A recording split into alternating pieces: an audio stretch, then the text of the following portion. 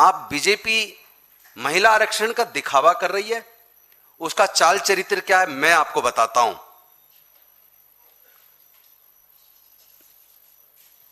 साथियों, 2014 के बाद 2022 में जो डाटा सामने आया एनसीआरबी का, उस डाटा के हिसाब से 2014 तक 3,37,922 मामले दर्ज हुए, लेकिन 2022 तक 4,45,256 मामले दर्ज हुए। 31% की वृद्धि भारतीय जनता पार्टी के शासन आने के बाद महिला उत्पीड़न के मामलों में 31% की वृद्धि हुई है।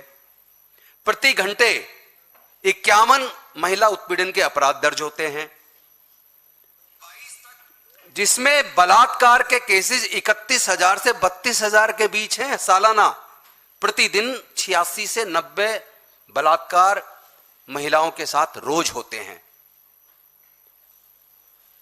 लगातार अपहरण की घटनाएं भाजपा के शासन के आने के बाद बढ़ी हैं और बीजेपी शासित राज्यों में महिला उत्पीड़न के मामले सबसे ज्यादा हैं, जिसमें अकेले उत्तर प्रदेश जो नंबर 1 पर है।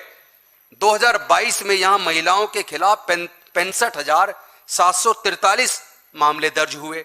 ये तो वो हैं जो दर्ज हुए, और जो बलात्कार के केसेस दर्ज नहीं हो रहे हैं वो इस डाटा के अंदर नहीं है। मध्य प्रदेश में मासूम बच्चों के साथ बलात्कार की घटनाएं बढ़ी हैं, बलात्कार सहित बाकी बच्चों के साथ उत्पीड़न की घटनाएं बढ़ी हैं।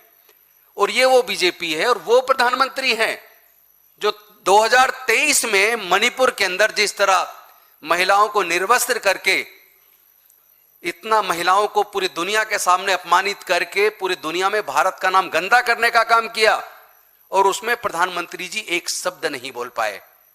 वो महिलाओं को 33% आरक्षण देंगे, ये उनकी मनसा उनकी पार्टी की दिखाई देती है। निर्भया फंड 30 से 40% हिस्सा उसका इस्तेमाल ही नहीं हुआ। तो जिनकी सरकार पिछले 12 सालों से है, वो महिला उत्पीड़न के आंकड़े तो उनके कार्यकाल में बढ़ रहे हैं, लेकिन निर्भया फंड का 30 से 40% खर्च ही नहीं कर पा रहे।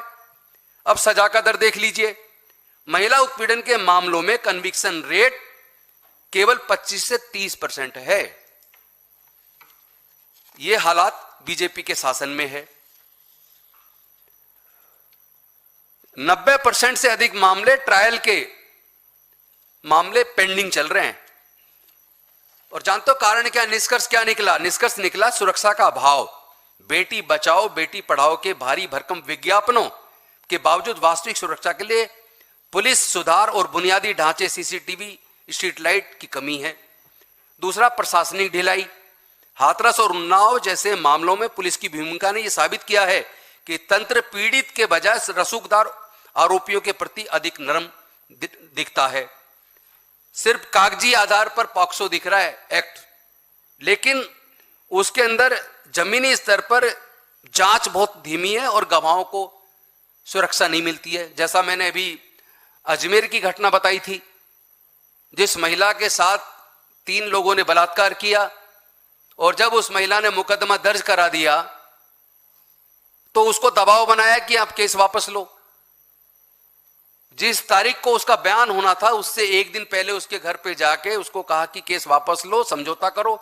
जब उसने मना किया तो आप ही के उस बीजेपी के राज्य में जहां आपकी सरकार है, उस महिला के मां, उसके चाचा चाची के कुल्हाड़ियों से हाथ पैर काट दिए गए।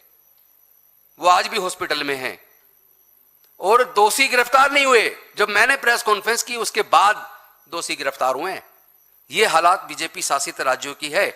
और मजे की बात देखिए, रिसेंट रिपोर्ट एडीआर की, वो बताती है, ये बताती है 134 sitting MPs and MLAs in India face accusations in cases involving crime against women.